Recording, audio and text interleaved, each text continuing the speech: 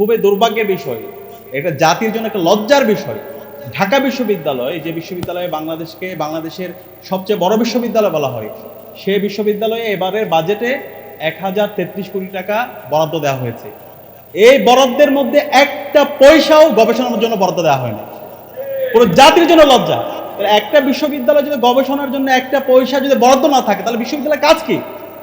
আমাদের কাছে মনে হইতেছে এখন বিশ্ববিদ্যালয়ের কাজ হচ্ছে শুধু রাজনীতি করা, ওই যে নেতার পিছনে, প্রাইম মিনিস্টারের পিছনে দৌড়াদৌড়ি করা, ঠিক আছে? এবং শিক্ষক রাজনীতি, যেটা আমরা ফেসিবাদে আমরা দেখতে পাইছি। সেই আওয়াম শারমিন সিদ্দিকী নামে একজন ছিল, তার সময়ে প্রায় 1000 অধিক বিশ্ববিদ্যালয়ের শিক্ষক নিয়োগ দিয়ে পুরো বিশ্ববিদ্যালয়ে 12টা বাজায় দিছে। আমরা যখন শিক্ষক ক্লাস করতে যাই, অনেক শিক্ষক এমন আছে দেখে দেখে পড়তে পারেন, এবং এমন অনেক শিক্ষক আছে সেই 20 বছর আগে, 10 বছর আগে সে একটা স্লাইড বানাইছে, এটা এখনো পড়ায়। হঠাৎ করে ইলেকট্রিসিটি চলে গেলে দেখা যায় আর কিছু পড়াইতে পারতেছে না। তাহলে একটা বিশ্ববিদ্যালয়ের যদি অবস্থা হয়, আমি অন্যগুলো বললাম না, তাহলে এইভাবে তো হইতে পারে না। এইভাবে তো একটা জাতি অনন্য উচ্চতায় যেতে পারে না। তো সেই জায়গা থেকে আমরা এবার সিনেট অধিবেশনে, যে বাজেট অধিবেশন ছিল, সেখানে আমরা সেটার প্রতিবাদ জানিয়েছি। এবং একই সাথে তখন বলা হচ্ছিল, বিশ্ববিদ্যালয় থেকে বলা হচ্ছিল, আমরা বাজেট পাচ্ছি না গবেষণায়, সেখানে আমরা গবেষণা করতে পারছি না, বিভিন্ন ধরনের বক্তব্য।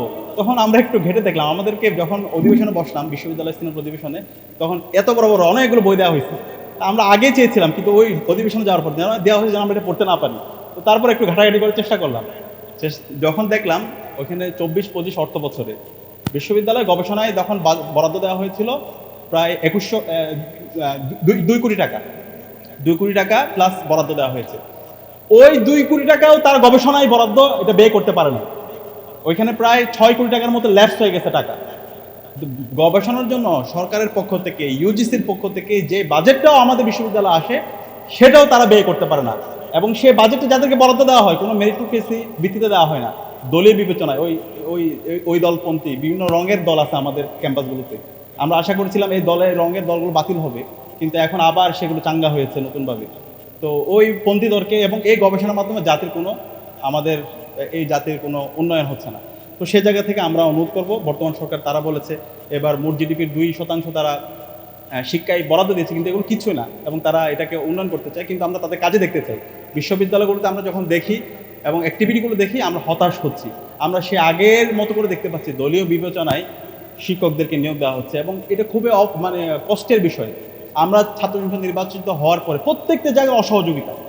আমরা কি কোনো দলের কাজ করতেছি? আমরা শিক্ষার্থীদের জন্য কাজ করতেছি। আমরা বলছি বিশ্ববিদ্যালয়ে যেন আর কখনো গণরম গ্যাস্ট্রুম কালচার ফিরে না আসে। আমার যে ভাইটা কুড়িগ্রাম থেকে আসে, আমার যে ভাই বোনটা সে টেকনাফ থেকে আসতেছে, ঢাকায় তার কেউ নাই থাকার জন্য, আমরা চাই তাদের জন্য একটা সুন্দর একটা পড়ার টেবিলের ব্যবস্থা করতে, সুন্দর একটা রুমের ব্যবস্থা করতে, তার যেন কখনো আর গণরম গ্যাস্ট্রুম কালচার ফিরে যেতে না হয়। সেই জন্য 2841 কোটি টাকা একটা প্রকল্প আসছে। এতদিনই সেই প্রকল্পের কাজ দৃশ্যমান হওয়ার কথা, কাজ শুরু হয়ে মোটামুটি 20-25% হয়ে যাওয়ার কথা। কিন্তু আপনারা যেন অবাক হবেন, এখন পর্যন্ত এই প্রকল্প কাজ শুরু হয় নাই। তারা আবার রিভিউটা পাঠাইছে, আবার রিভিউ করে আবার করবে। এরকম করতে করতে আমাদের আশঙ্কা হচ্ছে এই প্রকল্প কখন ল্যাপস হয়ে যায়, কখন বাতিল হয়ে যায়। এইভাবে হইতে পারে না। আমরা বেঁচে থাকতে এই ক্যাম্পাসে আর কখন গণরম গ্যাস্ট্রুম কালচার ফিরে আসতে সেটা দিব না। এবং আমরা এই অন্তর্বর্তীকালীন সরকারের সময়ে ডাকসুর পক্ষ থেকে আমরা বিভিন্ন প্রজেক্ট নিয়ে এসেছিলাম শিক্ষার্থীদের জন্য। আপনারা জানেন, শিক্ষার্থীদের জন্য আমরা আমাদের এই ক্যাম্পাসে মেয়েদের জন্য জিমনেশিয়াম, যেটা কখনো ব্যবস্থা ছিল না, সেটা আমরা ব্যবস্থা করেছি। এরপর হচ্ছে শিক্ষার্থীদের জন্য আমরা সেন্ট্রাল ফিল্ডে, যেটা কখনো সংস্কার হয় নাই, সেটার জন্য আমরা 2 কোটি টাকার একটা ফান্ড নিয়ে এসে বিশ্ববিদ্যালয়ের কাছে গেছি, সেটা তারা করে নাই। ঢাকা বিশ্ববিদ্যালয়ে কেন্দ্রীয় মসজিদ 65 বছরে সেটা সংস্কার হয় নাই, সেটা আমরা সংস্কার করেছি, এবং সেটার আরও অধিকতর উন্নয়নের জন্য আমরা সেটার জন্য কাজ করছি। ক্যাম্পাসের সামগ্রিক নিরাপত্তার জন্য প্রত্যেকটা জায়গায় সিকিউরিটি গার্ড স্থাপন করার জন্য আমরা ফান্ড নিয়ে এসেছি। ক্যাম্পাস যেন নিট অ্যান্ড ক্লিন থাকে, সেই নিট অ্যান্ড ক্লিন থাকার জন্য আমরা কিছু ডাস্টবিনের জন্য আবেদন করেছিলাম, সেটা অ্যাপ্রুভ হয়েছিল।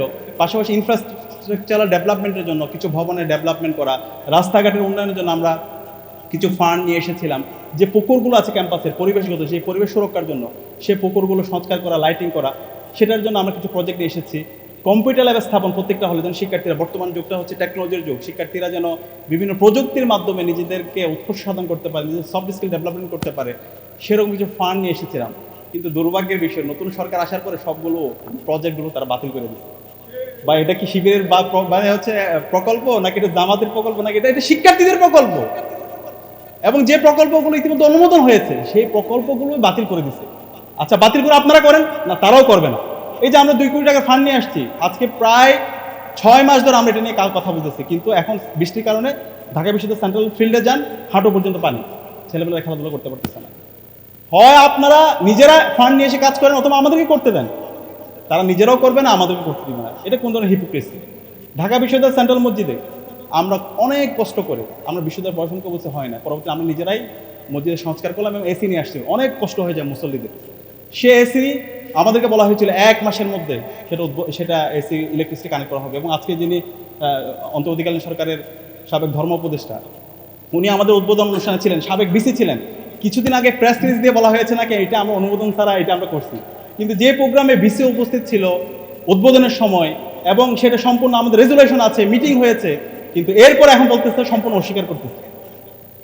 এই যে হিপোক্রেসিগুলো আপনারা করতেছেন, জাতির সাথে আপনারা যে হচ্ছে দ্বিচারিতামূলক আচরণ করতেছেন, এটা এর মাধ্যমে নিজের পায়ে নিজে কোড়াল মারতেছেন।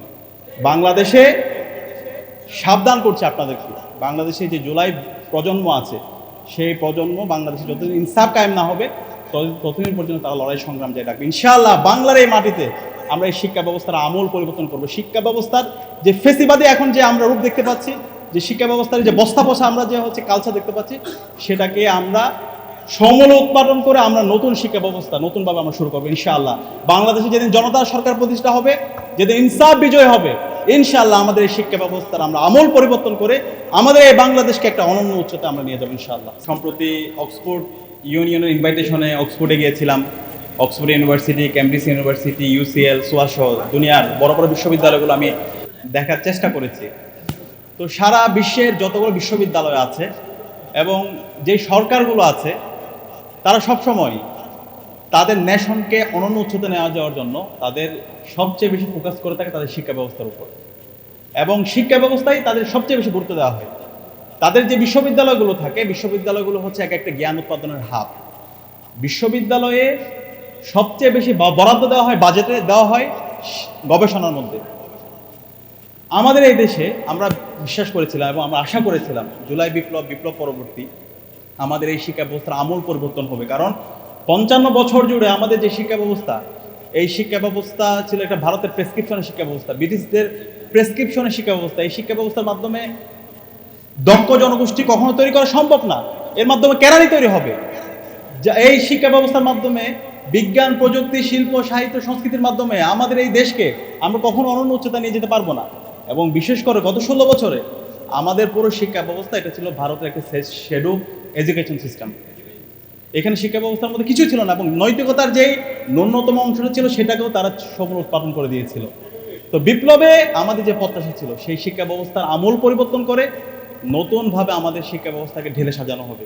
এবং সেই জায়গা থেকে আমরা যখন ক্যাম্পাসগুলোতে আমাদের ছাত্র রাজনীতি যখন আমরা পাবলিকলি যখন আমরা কাজ করছিলাম, সেখানে আমরা বারবার বলেছি আমরা এই ক্যাম্পাসগুলোকে এক একটা জ্ঞান উৎপাদনের হাব বানাতে চাই। আমরা যখন নির্বাচিত হয়েছে, নির্বাচন হওয়ার পর আমরা বলেছি ঢাকা বিশ্ববিদ্যালয়কে আমরা একটা পূর্ণাঙ্গ একাডেমিক ইনস্টিটিউট হিসেবে বিনির্মাণ করতে চাই। এবং আমরা বলেছি, বারবার আমরা বলেছি আমাদের এই গবেষণা সবচেয়ে বেশি বরাদ্দ দিতে হবে। কিন্তু খুবই দুর্ভাগ্যের বিষয়, বিপ্লব পরবর্তী আজকে নতুন সরকার আসছে, নির্বাচিত সরকার, আমরা আশা করেছিলাম তারা এই বিষয়টা আমলে নিয়ে বিপ্লবের আকাঙ্ক্ষাকে ধারণ করে গবেষণায় সর্বোচ্চ বাজেট দিবে। কিন্তু